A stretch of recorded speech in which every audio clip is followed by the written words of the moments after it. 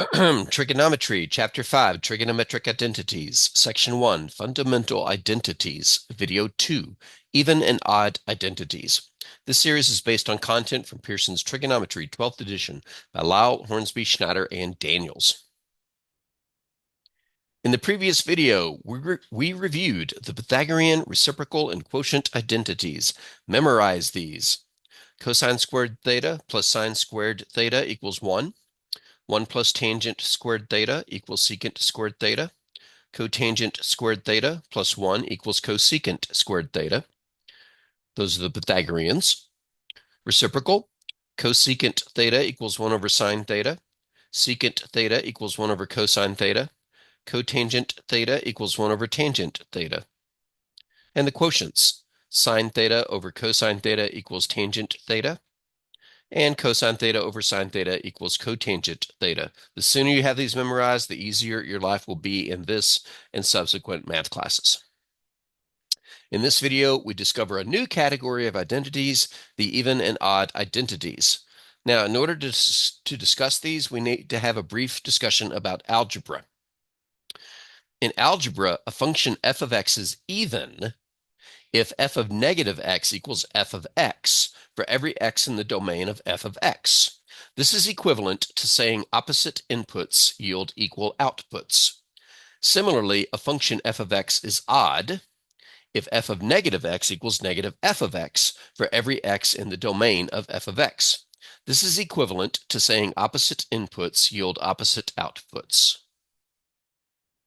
For example, the function f of x equals x squared is even, since for any x, f of negative x equals the square of negative x, but that's the same as the square of negative 1x, and distributing the power, we have negative 1 squared times x squared, but negative 1 squared is 1, so that's just equal to x squared, which is the original function. That's why f of x equals x squared is even. F of negative x equals f of x. Similarly, the function f of x equals x to the third power is odd, since for any x, f of negative x equals the cube of negative x, but that's the same as the cube of negative 1 times x, which is the same as negative 1 cubed times x cubed, but negative 1 cubed is negative 1, so that equals negative x cubed, which is the opposite of f of x. So since f of negative x equals negative f of x equals x cubed is odd. The adjectives even and odd, I think, were chosen because a power function with an even power is even, and an odd function with an odd power is an odd power function with an odd power is odd. In other words, an even powered function produces equal outputs for opposite inputs, but an odd power function produces opposite outputs for opposite inputs. Not all functions are even or odd. It's a special characteristic. If a function is even, its graph has y-axis symmetry.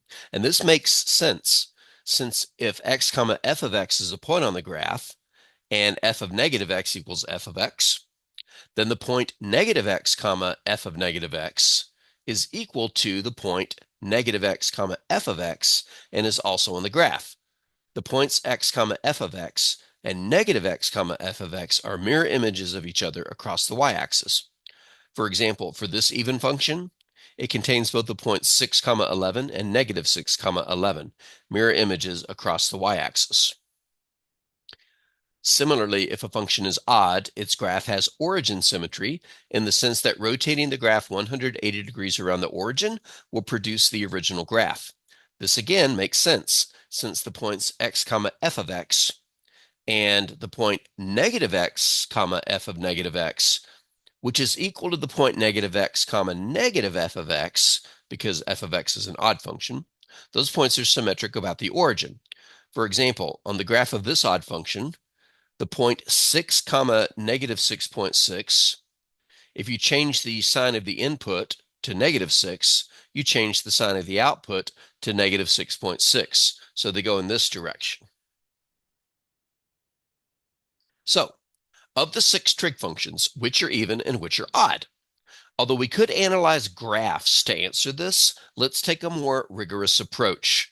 I really wish there was a comma there, but I don't want to get too nitpicky about the grammar. But you should know by now that I sort of am. Comma. Let's take a more rigorous approach. Consider a generic positive angle theta.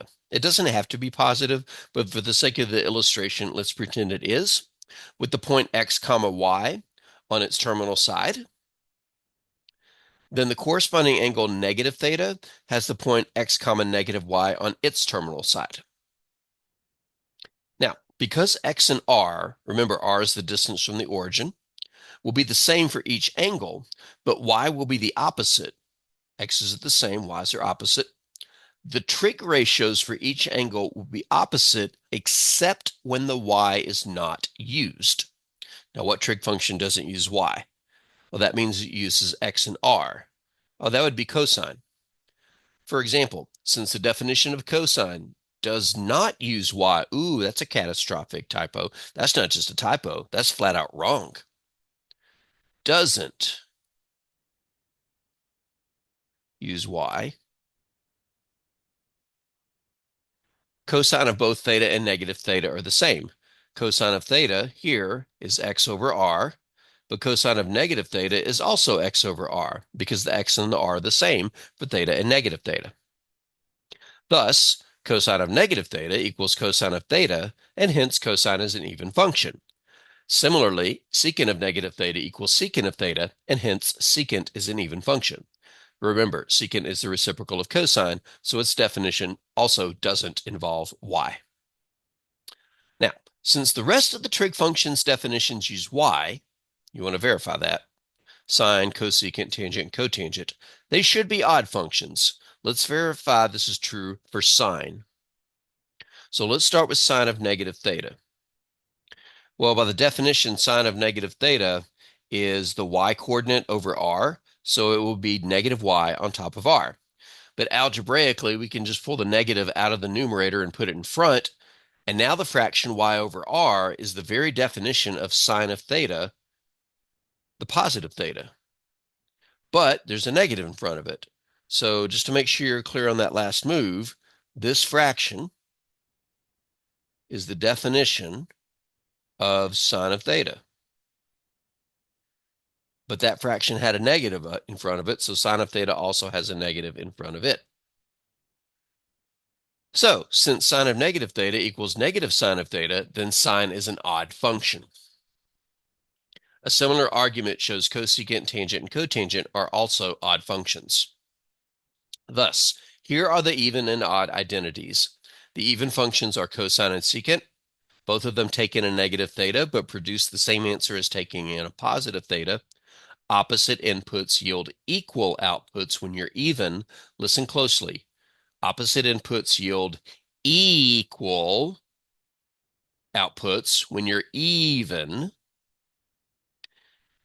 And odd functions yield opposite outputs.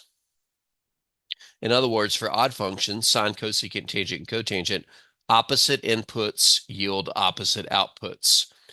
For even functions, opposite inputs yield equal outputs. So the whole even odd thing is what happens when I put in opposite inputs.